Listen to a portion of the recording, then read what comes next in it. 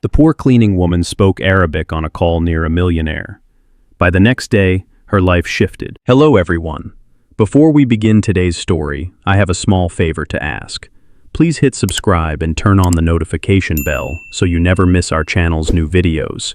It is quick, free, and the best way to support us in bringing you more dramatic stories. Your support means the world to us. Where are you watching from? Drop your city or country in the comments below. Thank you very much. Now, let us return to our main character. The lobby of Hale International Towers glowed with polished marble and soft golden lights. Every morning at 6, before the executives marched through, Amina walked across that floor pushing her cart, her worn sneakers squeaking lightly with every step. She tightened her faded jacket around herself. The air conditioning on the 40th floor was always too cold for someone who arrived by bus at dawn. Amina bent down to empty the trash bin near the conference room doorway when her phone vibrated inside her apron pocket. The sound was loud in the quiet hallway. She glanced around. No one seemed nearby. She hesitated for only a second before answering.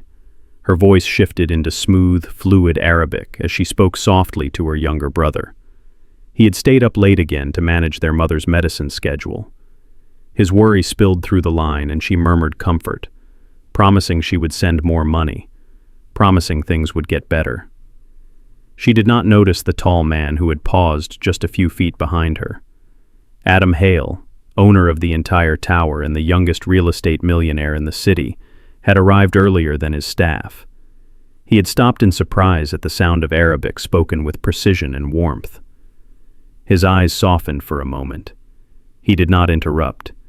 He simply watched as she ended the call and tucked her phone quickly away, her shoulders stiff with the guilt of taking a personal call on the job. Amina sighed and kneeled again to finish emptying the bin. As she bent forward, a small notebook slipped from her pocket. It hit the floor with a soft thud. She froze. Her notebook, the one filled with pages of handwritten vocabulary, grammar notes, and tiny goals she wrote to herself late at night in her shared apartment. She grabbed it quickly and clutched it to her chest, unaware that Adam had seen every detail. He stepped back before she turned around, letting her believe she was alone. By noon, the building buzzed with activity, but Amina's mind stayed trapped in worry. Rent was due next week. Her mother's hospital bill overseas had doubled. The cleaning supervisor had already warned her twice about being too slow. Losing this job would break everything. Still, she worked with quiet determination, scrubbing, wiping, and polishing every corner. She told herself that learning Arabic properly could one day rescue her from this life. Maybe she could translate. Maybe she could earn enough to bring her mother here for treatment. She did not know that the man who overheard her dreams that morning would change the course of her life by the next day. And it all began with that single phone call in Arabic on an empty, echoing floor. By the next morning, Amina moved through the tower with even heavier steps.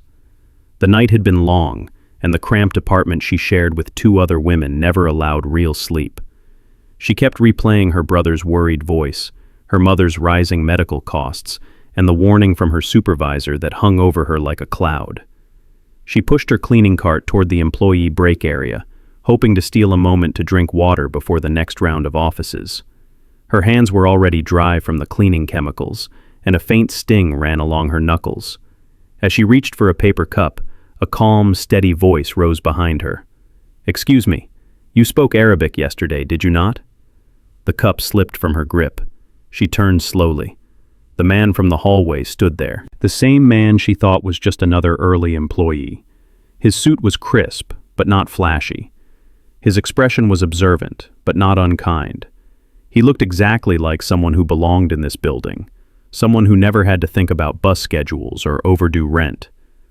"Yes," she said softly. "I did. I am sorry if it disturbed anyone." He shook his head immediately. "Not at all.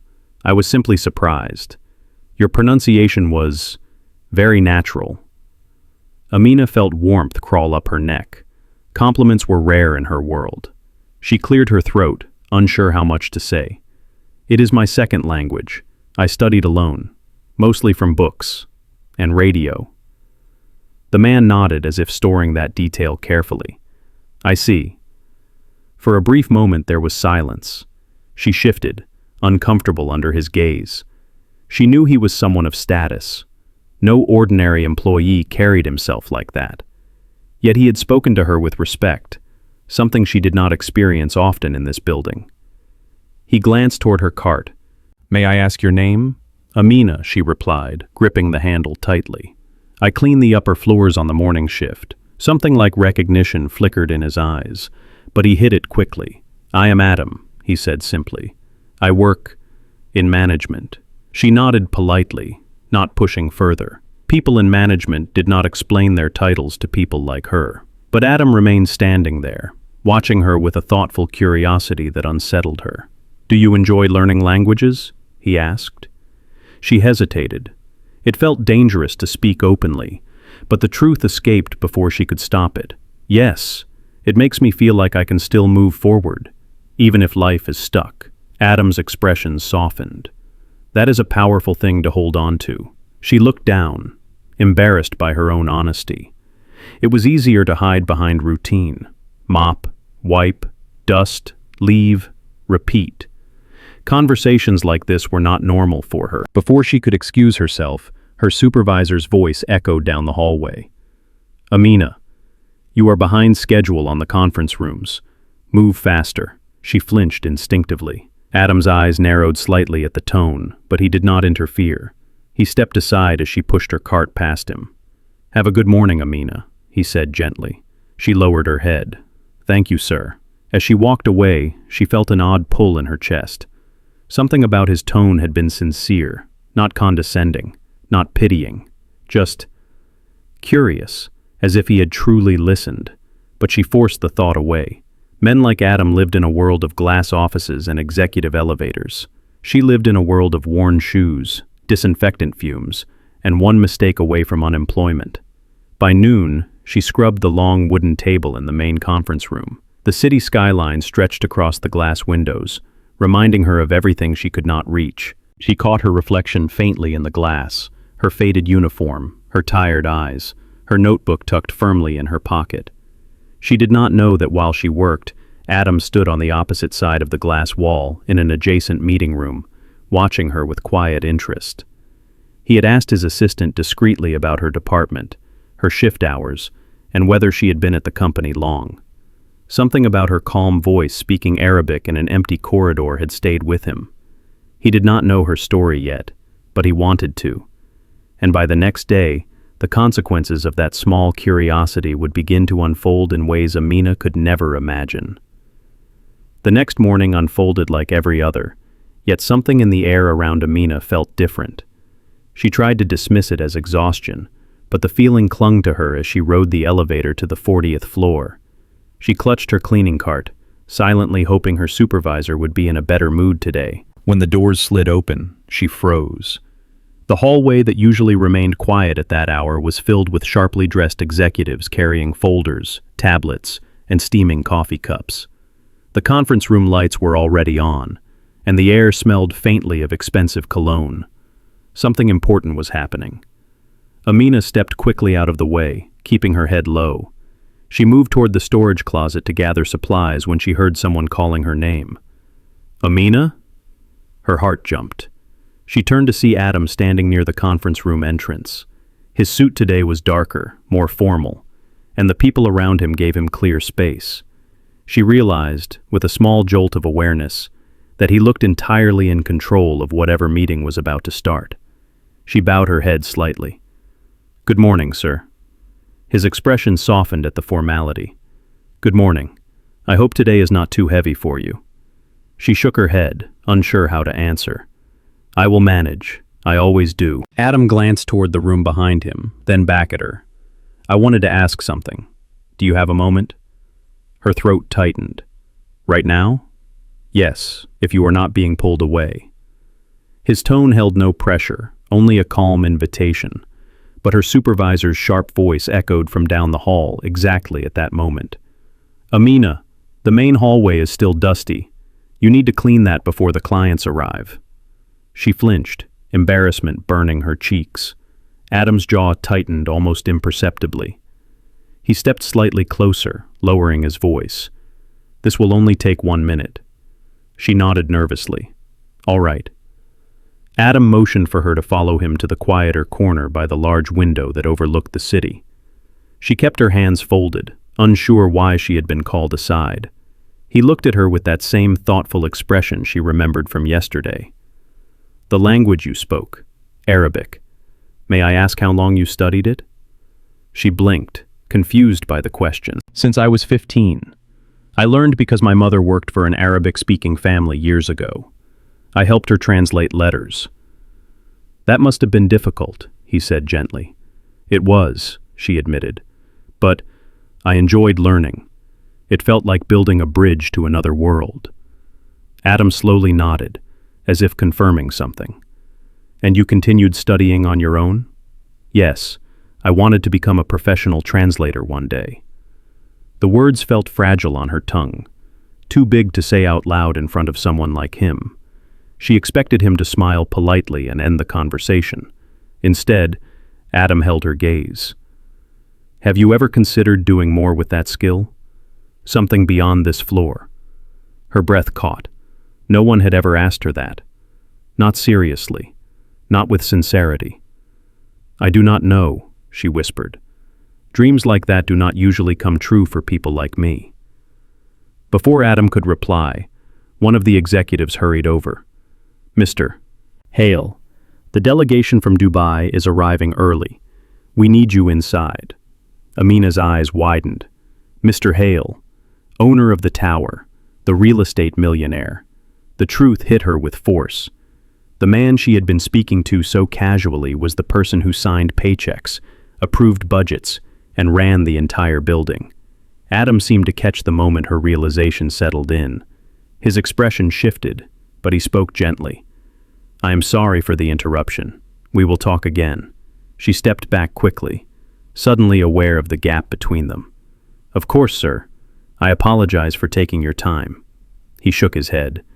"You did not take anything. I approached you." Before she could say another word, he was escorted into the conference room, the glass door closing behind him.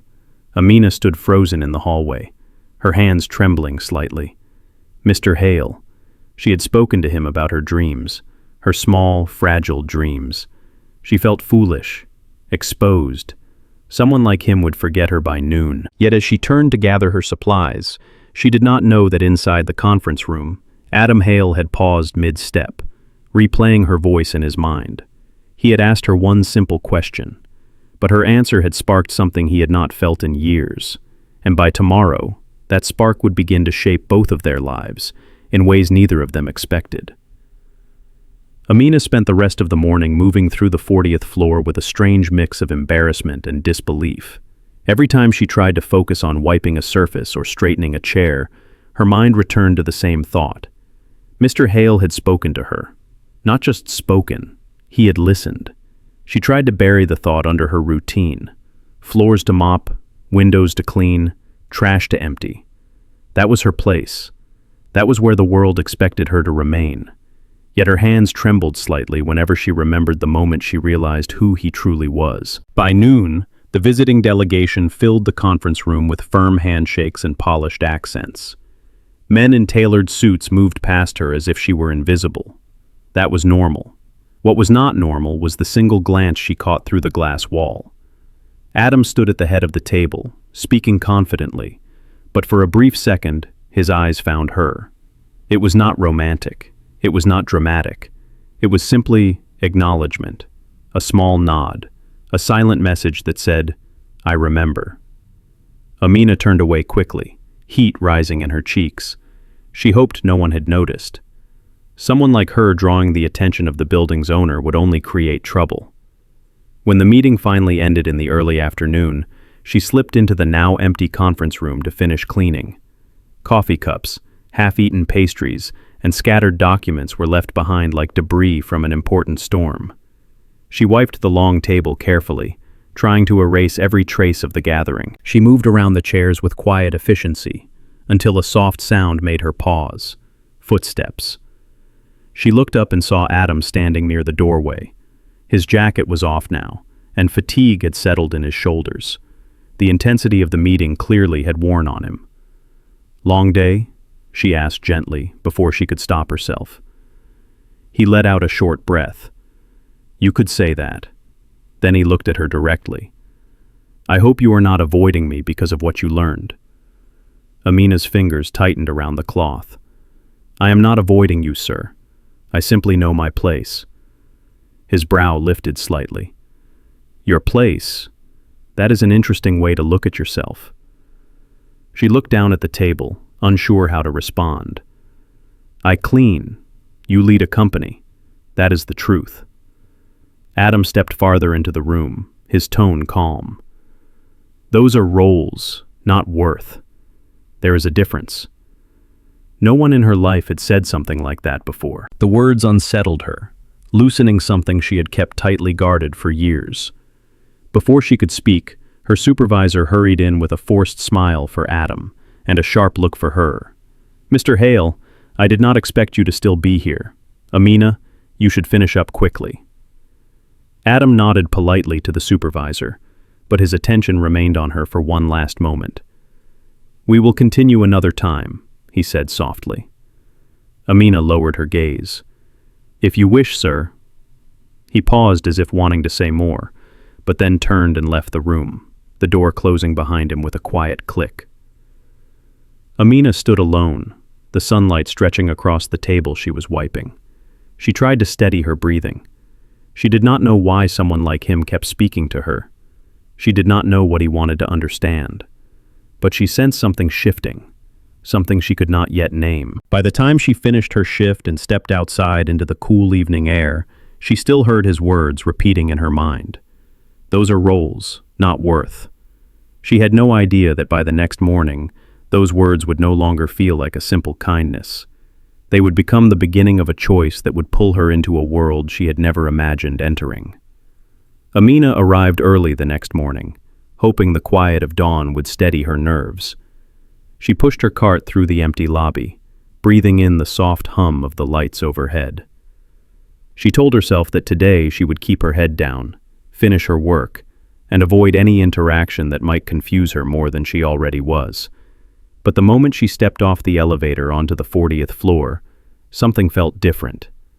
The hallway lights were already on. A few employees lingered near the conference room, whispering in low voices. They seemed tense, glancing toward the far end of the corridor where Adam stood with two senior managers. His expression was unusually stern, and the managers looked uncomfortable. Amina stopped her cart several feet away, unsure whether she should walk past them or wait. Seconds later, her supervisor stormed toward her with a pinched expression. "Why are you standing here? Move! And do not forget you are responsible for the executive offices today." Before she could answer, Adam turned sharply at the sound of the supervisor's voice. "That will be enough," he said. Amina felt her breath catch. The supervisor froze, startled. Adam walked toward them with calm authority. "I will speak with her." The supervisor stepped aside quickly, bowing her head. "Of course, Mr. Hale." When they were alone, Adam's voice softened. "I hope you are not being treated unfairly." Amina shook her head instantly. "No, sir. I only want to do my job, nothing more." "But you do more than that," he replied. "I see how hard you work. Most people only walk past you, but I have been noticing." His words made her chest tighten. She did not know how to hold praise from a man like him. He looked at her cart, then at the uniform that had faded from too many washes. "You should not feel afraid to speak to me." Amina lowered her gaze. "It is not fear, sir. It is reality. People like me are not meant to stand in the same place as people like you." Adam took a slow breath, as if weighing his next words. "Perhaps that belief is the very thing that limits you, not your abilities." She felt a sudden rush of emotion rise in her throat. No one had ever spoken to her with this kind of certainty. She tightened her grip on the handle of her cart to steady herself. Before the silence could stretch too long, Adam gestured toward the small break area. "Would you walk with me for a moment? There is something I want to understand." She almost refused. Her duties, her fear of being seen with him, her instinct to retreat into invisibility. They all urged her to step away. But the sincerity in his voice disarmed her. She nodded quietly. They walked together down the hall. The city skyline glowed through the windows, a reminder of how far her life was from this world. Adam kept his pace slow, his hands clasped behind his back. "I have been thinking about what you said," he began. "That learning Arabic felt like building a bridge. I want to know what you would do if that bridge led somewhere real." Amina hesitated, then spoke softly. "I would use it to help my family, and maybe help others one day, but it is only a dream." "Then let me ask you something," Adam said, stopping near the window.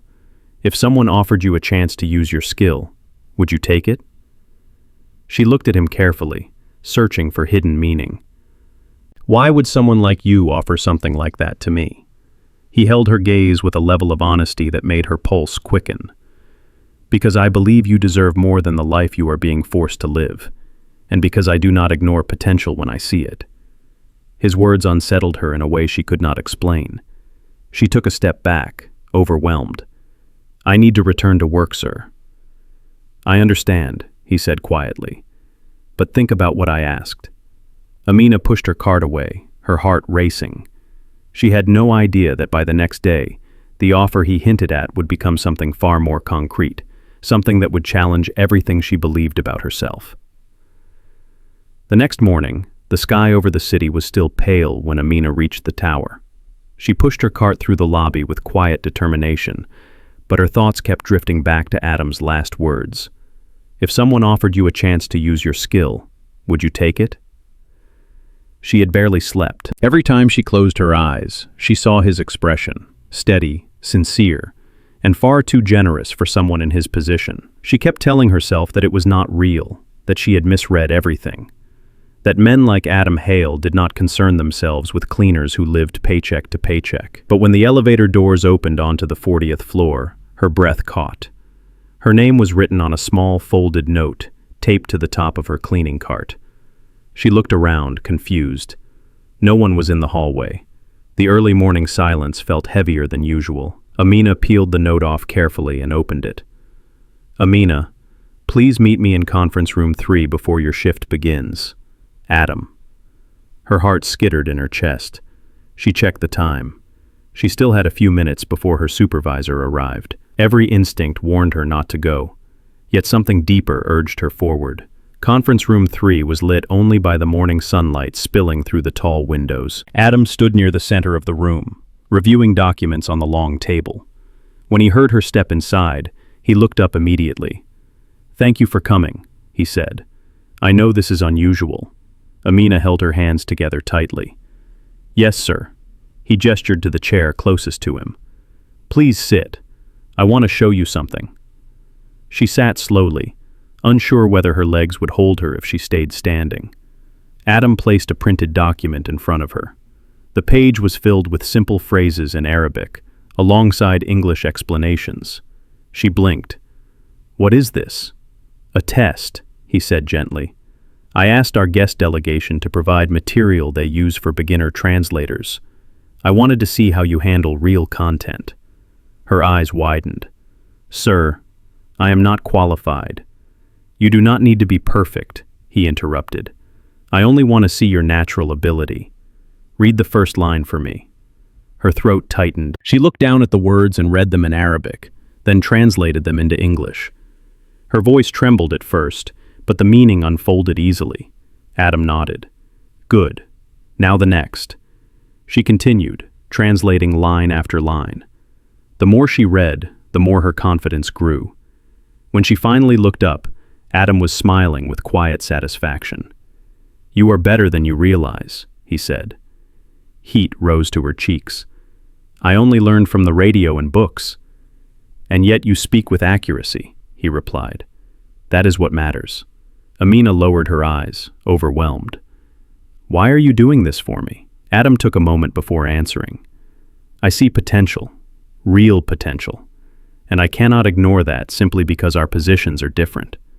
You deserve a chance to move beyond this floor." She inhaled sharply. "What do you mean?" He slid another paper toward her. It was a registration form. At the top were the words, Professional Language Certification, Beginner Assessment. "I want to sponsor your enrollment," Adam said. "No cost to you, no conditions. You would study part-time, outside your shifts. If you complete the program, I will personally recommend you for interpreter openings within the company." Amina stared at the paper as if it were impossible. "Sir, this is too much."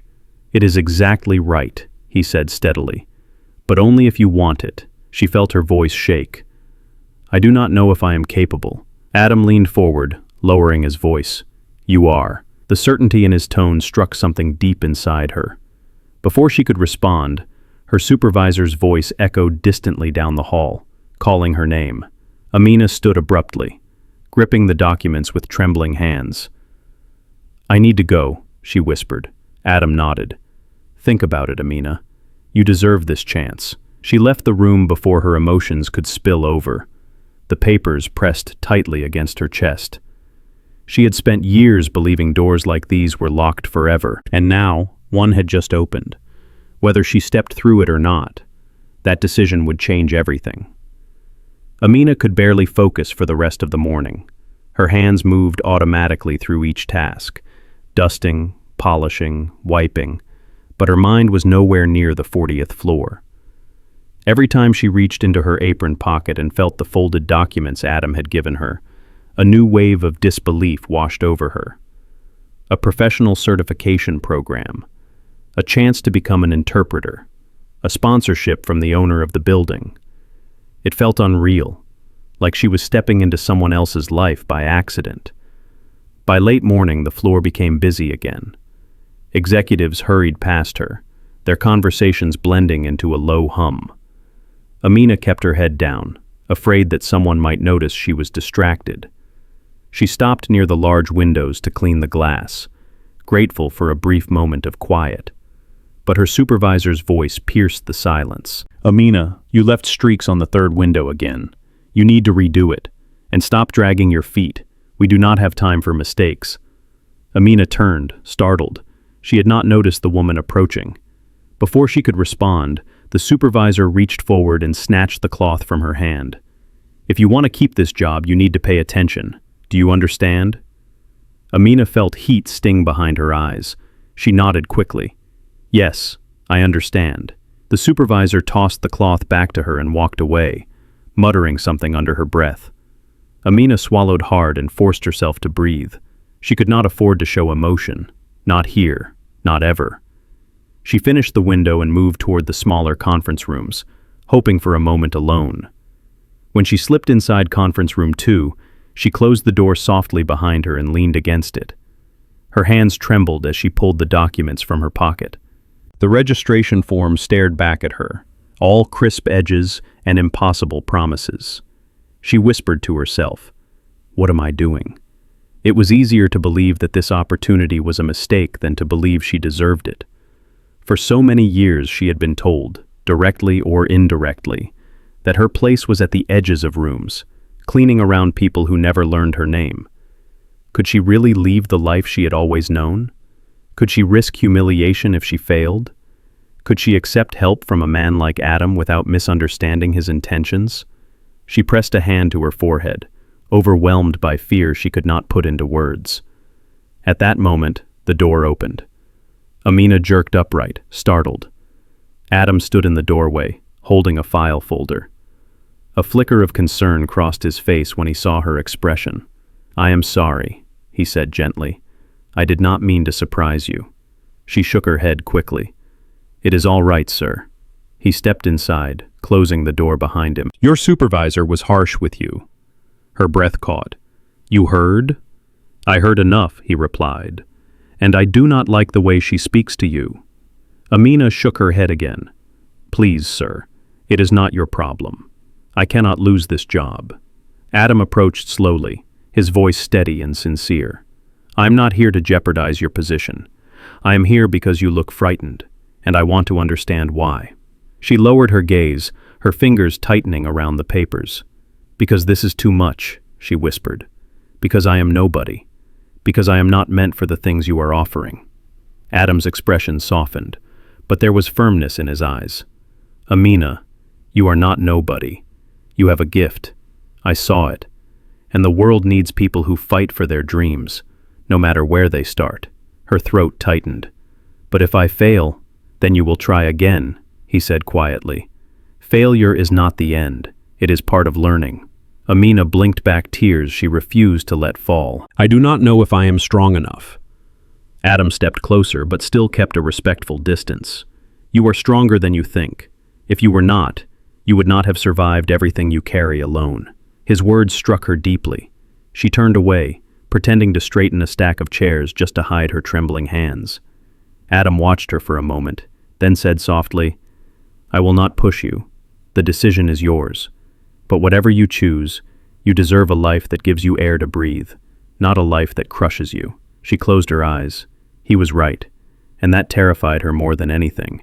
When she finally turned around, Adam had already stepped back toward the door. "I will check on you later," he said. "If you need time, take it." Amina nodded, unable to speak. After he left, she looked down at the documents once more. For the first time, she allowed herself to imagine a version of her life that was bigger than cleaning carts and endless hallways. But she also knew one thing clearly. The moment she said yes to that opportunity, nothing in her world would ever be the same. Amina spent most of the afternoon cleaning in silence, moving from room to room like a shadow. The documents stayed tucked against her heart, inside her apron pocket, their edges worn from her constant touch. Each time she paused, she felt the weight of possibility pressing against her ribs. By late afternoon, the building grew quieter as executives drifted toward the elevators. Amina finished wiping the last of the handrails when her supervisor approached again, her voice sharp and impatient. "You missed the fingerprint marks in the west hallway. I should not have to repeat myself this many times." Amina lowered her gaze. "I will fix it right away." The supervisor scoffed and muttered as she walked off. Amina tried to ignore the sting in her chest. She stepped into the hallway, intending to redo the section, but her hands refused to steady. She had reached a crossroads, and she knew it. A life she had accepted as permanent stood behind her. A life she could barely imagine waited ahead. She needed air. Amina slipped into the small employee balcony at the end of the floor. The city stretched far below, buildings stacked like silver blocks beneath the late afternoon sun.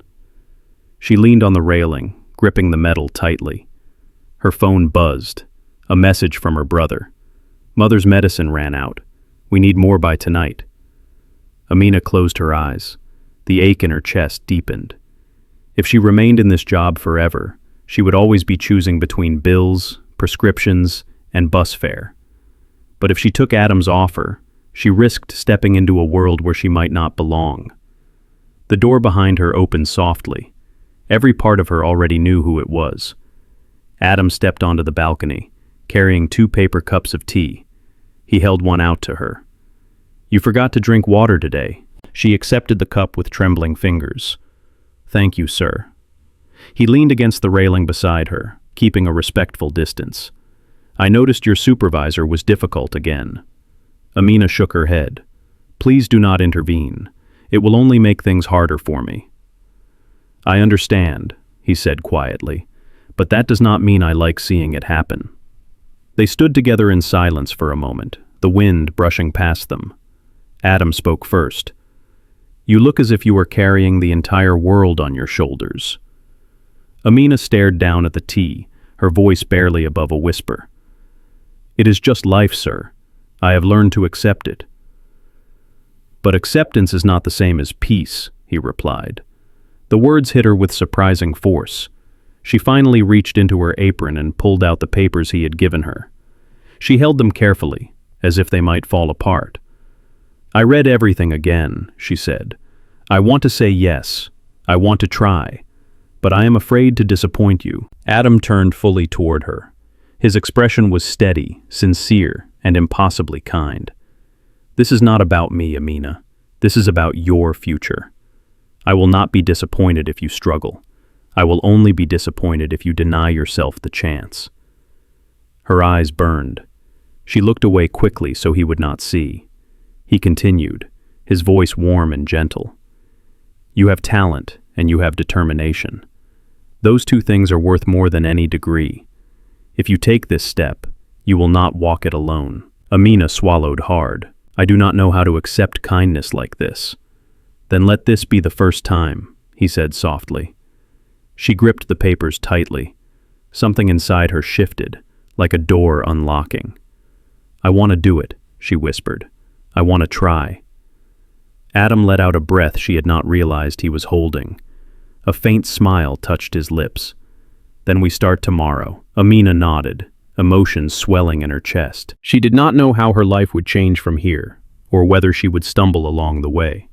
But she knew one thing. She had finally chosen hope. The next day began quietly, but nothing about it felt ordinary to Amina. She arrived before sunrise, carrying a small notebook and the registration papers that no longer felt unreal. Her steps were lighter, though she kept reminding herself not to hope too much. Hope could be dangerous. Hope could hurt. She finished her early assignments and waited near the break area, unsure if Adam would remember what he had promised. But a few minutes later, he appeared in the hallway with a calm smile and a folder under his arm. "Good morning, Amina," he said. "Are you ready?" She nodded, her fingers tightening around the notebook. "I am." He guided her toward a quiet office on the same floor, a space she had never entered before. The room was modest compared to the grand conference spaces, but there was a desk, a computer, and a window overlooking the city. On the desk lay printed materials, study guides, and a schedule prepared just for her. "This will be your training room," Adam explained. 1 hour a day, before or after your shift. The company will cover everything. Amina's breath shook as she stepped inside. "This is more than I expected." "It is what you earned," he replied simply. He spent a few minutes showing her the materials, explaining the structure of the program and how the certification exam would work. Amina listened carefully, absorbing every word. Each detail made the opportunity feel more real, more possible. When he finished, he turned to her with a quiet seriousness. "Amina, this is not charity. This is recognition. You worked for this. You fought for it. All I did was open a door." Her eyes softened. "And I walked through it because you believed I could." Adam shook his head gently. "No. You walked through it because you finally believed in yourself." Amina did not trust her voice enough to answer, so she bowed her head in gratitude. She took her seat at the small desk, her hands resting on the study materials. For the first time in years, she felt a path forming beneath her feet. As she opened the first page of the guide, Adam stepped back toward the doorway. "I will check on your progress," he said, "but this journey belongs to you. And one day, when you translate your first meeting, I want you to remember this moment." Amina looked up with a steady, growing confidence. "I will." He gave her a warm, encouraging nod and left the room quietly, leaving her in a space filled with sunlight and possibility. Amina sat there for a long moment, letting the weight of the moment settle into her bones. She had spent years feeling unseen, years convincing herself that dreams were for other people. Yet here she was, holding the beginning of a new life. She whispered to herself, "This is my chance." And as the morning light crept across the desk, she began reading, tracing every word with a determination that came from the deepest part of her. Her life had not shifted by accident. It shifted because she chose courage.